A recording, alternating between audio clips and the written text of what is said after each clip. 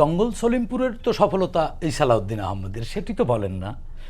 আবার আপনি রোহিঙ্গা ক্যাম্পে যে নানান ধরনের ষড়যন্ত্র কনস্পিরেসি সেগুলোও তো আটকে দেয়া এই সালাউদ্দিন আহমেদের কৃতিত্ব। শুনুন, মাদক নির্মূল করা যায় না, নিয়ন্ত্রণ করতে হয়।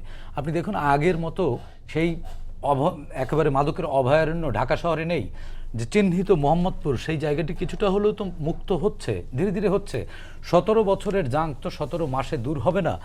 আজকে এনসিপি যদি রাষ্ট্র ক্ষমতায় আসতো, তারা তো 17 ঘন্টা সরকার চালাতে পারতো না। কারণ তাদের যে লোভ, ক্ষমতার প্রতি তাদের যে মোহ, সেই একটু ক্ষমতার প্রতি যে মোহ, সেটি আমরা দেখেছি যে ইন্টেরিয়াম গভর্নমেন্ট থাকাকালীন তাদের নিয়োগকৃত প্রধান উপদেষ্টা, তার সময়ই দুদকে মামলা হয়েছে।